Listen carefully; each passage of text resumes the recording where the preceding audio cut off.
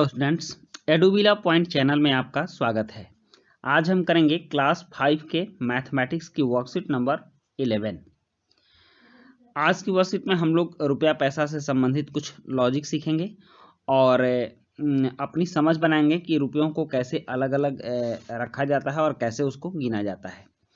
तो इस चैनल पर आप जानते हैं कि आपकी सारी वर्कशीट अवेलेबल रहती हैं, इसलिए आप अपने को इस चैनल पर बनाए रखें। और अभी तक अगर आपने चैनल को सब्सक्राइब नहीं किया है तो सबसे पहले चैनल को सब्सक्राइब कर लें। तो चलिए आज की वर्कशीट देखते हैं और आज की वर्कशीट की हेडिंग है अब्बा की मदद। जरीन ने आज अब्बा की मदद करने का मन बनाया है। अब्बा को आज बहुत काम है। उन्हें कुछ रुपए खाते में जमा करवाने के लिए बैंक जाना है।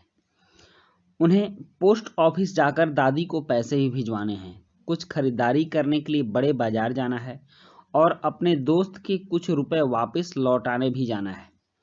उन्होंने जरीन को एक कागज पकड़ाया और कहा, जल्दी से नोटों को अलग अलग करके रख दो जिससे मुझे आसानी हो जाए। जरीन को यह काम बहुत मज़ेदार लगा। आप भी जरीन के साथ मिलकर यह काम कीजिए।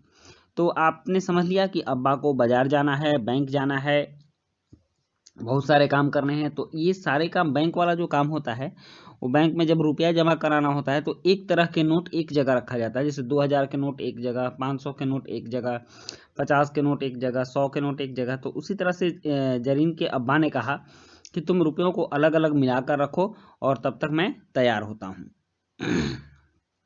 अब देखिए, बैंक में 10,000 रुपये जमा करने हैं तो उसने 2,000 रुपये के 5 नोट इकट्ठे किए तो 10,000 रुपये हो गए। अब बाजार में 9,425 रुपये का खर्च है। तो बाजार में 9,425 रुपये के लिए कौन कौन से नोट चाहिए? तो आप देखिए, 2,000 के अगर आप 4 नोट रखते हैं तो कितने हो जाएंगे? 8,000 हो जाएंगे। तो आप लिखेंगे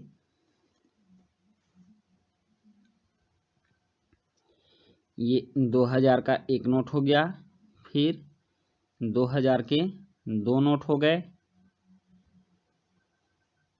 3 नोट, और इस तरह से 8,000 रुपया हो गया।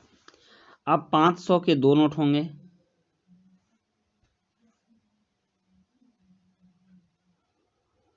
तब हो जाएगा 9,000 रुपया।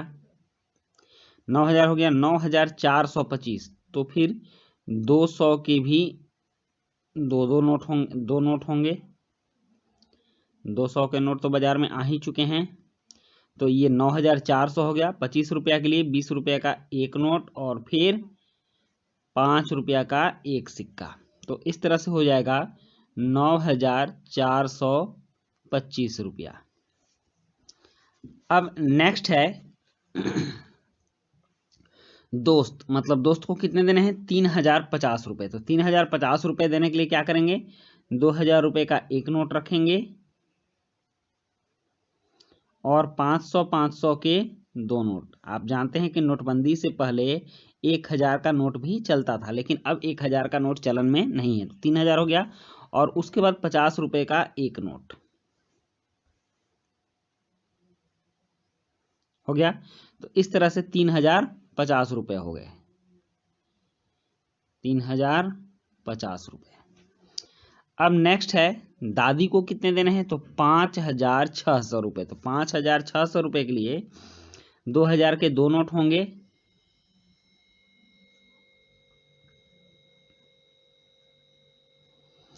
और 500 के भी 2 नोट होंगे। 500 के 2 नोट, 600, 5,600। तो फिर 100 का भी एक नोट होगा, 5,600। तो ये तो 5,000 ही हुआ। अब उसके बाद 500 का एक और नोट होगा और फिर 100 रुपया का एक नोट होगा। तो ये हो गया 2,000, 2,000, 4,000, एक 5,600। तो 5,600 ये भी हो गया। अब अन्य काम में 4,571 रुपये लगेंगे। तो 4,571 रुपये के लिए हम क्या करेंगे? 2,000 के 2 नोट रखेंगे, ये हो गए 4,000 रुपये। फिर 500 का एक नोट रखेंगे, फिर 50 का एक नोट रखेंगे, फिर 20 का रखेंगे, 70 हो गया, 2570 और 1 रुपये का एक सिक्का रखेंगे, तो ये हो गया 2571 रुपये हो गया। अब देखिए, अब क्या आप नोटबंदी के बारे में जानते हैं? अपनी टीचर या मम्मी पापा की मदद से पता लगाइए कि कौन से नोट चलन में बंद हुए थे और कौन कौन से नोट नए आए थे। तो आप ये जान लीजिए कि नोटबंदी में 1000 और 500 के नोट बंद हुए थे। 1000 और 500 के नोट बंद हुए थे।